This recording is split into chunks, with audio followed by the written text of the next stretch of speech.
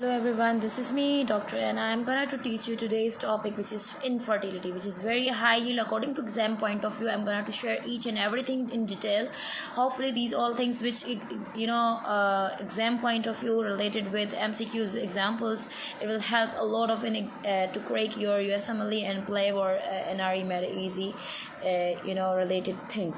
So I told you that if I'm gonna get 100 views, I'm gonna share all video and in detail with all the according to exam point of view, gonna share with you all guys. So right now I just saw my TikTok on that video, 100 views were there, so I decided to upload that in very quick way that a student gonna to get and to crack their exams, and it's gonna do easy. Okay, so the topic is infertility. Infertility is like बहुत बड़ा मसला है आजकल।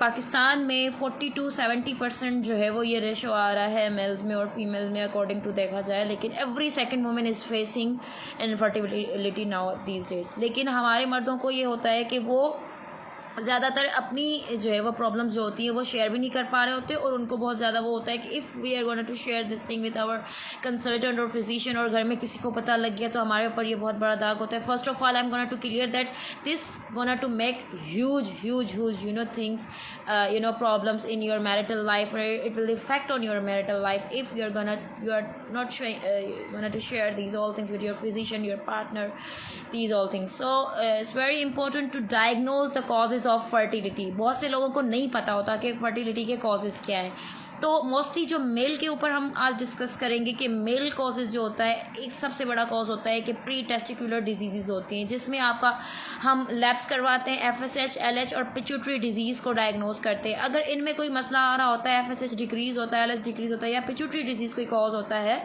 तो उसको diagnose करके उसका proper treatment करवाते हैं हम। मोस्टली हर चीज़ को डायग्नोज करने के इससे पहले हिस्ट्री बहुत ज़्यादा इंपॉर्टेंट होती है। So that's why history is very important to get from any patient, either is male और फीमेल। स्पर्म काउंट एबनॉर्मलिटीज़ आ रही हैं तो लो काउंट ओलिगोस्पर्मिया हो सकता है, उसको एब्सेंट स्पर्म हो सकती है, एजूस्पर्मिया हो सकता है, पुअर मोटिलिटी रेट हो सकता है, और इसके अलावा एबनॉर्मल मॉर्फोलॉजी भी हो सकती है, जिसको ट्रीटमेंट किया जा सकता है और वो प्रॉपर एक गाइडलाइन के थ्रू किया।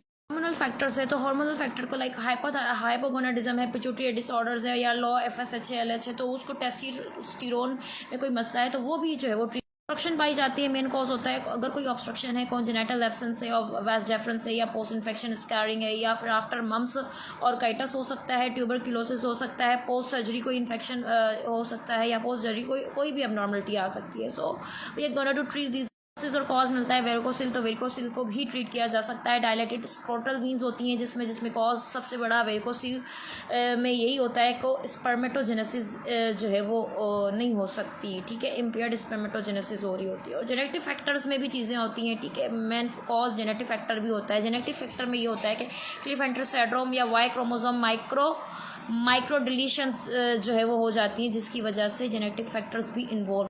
Lifestyle is very important and environment totally impact, वो तो बहुत बड़ी बात है कि आप if a male patient has history of smoking, alcohol, drugs, heat exposure और रेडिएशंस वगैरह और स्ट्रेस वगैरह भी ले रहा है, तो स्ट्रेस की वजह से भी इनफर्टिलिटी होती है। लाइफस्टाइल और एनवायरनमेंट में ये चीज़ें डिपेंड करती हैं कि smoking, alcohol, drugs, heat exposure और रेडिएशंस वगैरह से भी चीज़ें इम्पैक्ट हो सकती हैं। सेक्शुअल डिसफंक्शन में भी चीज़ें हो सकती हैं, लाइक ये भी एक बहुत बड़ा कॉज है, इरेक्टाइल इजेक्टुलरी प्रॉब्लम्स, ये सारी चीज़ें जी। तो अब हम जो है वो इन्वेस्टिगेशन की तरफ जाते हैं कि अगर हिस्ट्री के अंदर हमें पेशेंट में कोई भी कॉज नज़र आया, जो भी जितने भी कॉज मैंने आपको बताया, like sexual history in childhood infection या surgery, lifestyle check the test and secondary sexual characteristics, varicoceles वगैरह, if any one single is there, तो we are gonna just analyse semen analysis, most important at the least 2 samples 2 to 5 days में हम करवाते हैं, और parameters उसमें check करते हैं, वॉल्यूम, कंसनट्रेशन, मोटिलिटी और मॉर्फोलॉजी सब कुछ उसमें चेक किया जाता है। हार्मोनल टेस्ट करवाते हैं जिसमें हम FSH और LH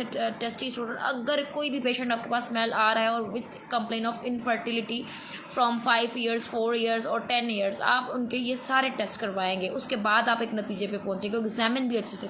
टेस्टिंग और कैरियोटाइप एक बहुत ही बड़ा छुपा हुआ फैक्टर है, क्योंकि बहुत से कंसल्टेंट या फिजिशियंस इस चीज़ को इग्नोर कर देते हैं, हालांकि ये बहुत बड़ा कॉज है, हो सकता है, क्योंकि जब पता नहीं होता जो है वो कंसल्टेंट्स जो है वो मिसडायग्नोज भी चीज़ें हो जाती हैं। इमेजिंग बहुत ज़्यादा इंपॉर्टेंट फैक्टर है, लाइक अल्ट्रासाउंड हो गया, अगर वेरिकोसिल्स वगैरह हैं तो वो आपको उसमें नज़र आ सकता है। So this is very important that if any married couple is coming with complaint of infertile, और जो है वो पेशेंट जो है वो कंप्लेन कर रहे हैं इनफर्टाइल कपल है, उसकी आप मैनेजमेंट कभी भी सिंगल ट्रीटमेंट से नहीं करेंगे, ठीक है, या फिर किसी भी सिंगल पार्टनर की ट्रीटमेंट नहीं करेंगे. Investigation always both partners together, ठीक है. Address psychological stress and provide the counseling. Most important, lifestyle modification is very important. Weight optimization, smoking, alcohol cessation, like stress reduction, इसकी भी थेरेपी आप देंगे. Mail management में आप ट्रीटमेंट अंडरलाइन द कॉज देंगे, क्योंकि जितने कॉज मैंने आज आपको बताया. लेकिन अगर मेडिकल सर्जिकल असिस्टेंट है तो मोस्टली वो जो है वो की जाती है, ठीक है, under the what surgeon care के अंदर, ठीक है.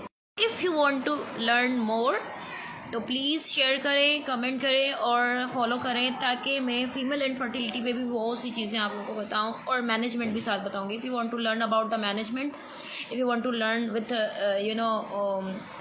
like tricks and tips to how to like want to learn more solutions, so kindly be in touch or share the topic. I am gonna to explain in a very single detail. MCQs आपसे पूछे जाएंगे तो आपसे जो है वो इसमें यही MCQs पूछे जा सकते हैं कि गोल्ड स्टैंडर्ड जो है वो मेथड क्या है मेल इन्वेस्टिगेशन का, तो सेमेन एनालिसिस है, और नॉर्मल काउंट जो होता है वो 15 मिलियन मोर्टेलिटी होता है, और ग्रेटर देन 40 इज़ नॉर्मल, ठीक है. Greater than 50 million ml mortality और ग्रेटर देन 40% नॉर्मल फॉर्म, जो कि ग्रेटर देन 4% भी हम बाज़ औक़ात किसी एग्जामिनेशन में लिखा होता है, ठीक है. MCQs में first test for male infertility is always semen analysis. Hormone में FSH और LH होते हैं, और टेस्टोस्टेरोन और प्रोलैक्टिन होती है. Ultrasound is for the varicocele to diagnose. Genetics में आपको दो ही चीज़ें मिलेंगी, या क्लिनफेंटर मिलेगा या वाई डिलीशन मिलेगा. जहाँ पे वाई डिलीशन होता है वहाँ पे भी इनफर्टिलिटी के बहुत से चांसेस होते हैं, ठीक है. मतलब चांसेस क्या, वो प्रॉपर डायग्नोज होती है चीज़, वो इनफर्टाइल होता है पेशेंट.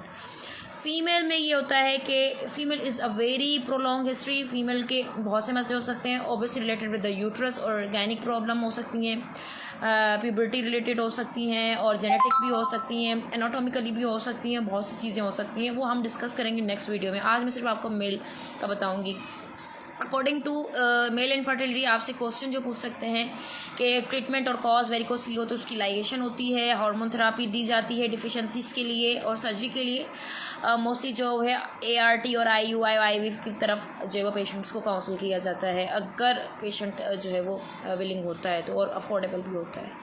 तो MCQs में आपसे यही चीज़ें पूछी जा सकती हैं कि most common cause of the male infertility is defective spermatogenesis. First investigation in male is semen analysis. Gold standard test for the tubal patency is laparoscopy with the dye test. ये फीमेल में आ सकता है, ठीक है. और drug use ovulation induction in PCOS, ये सारी चीज़ें फीमेल में आती हैं. तो ये मैं आपको इंशाल्लाह नेक्स्ट वीडियो में बताऊँगी. Share comment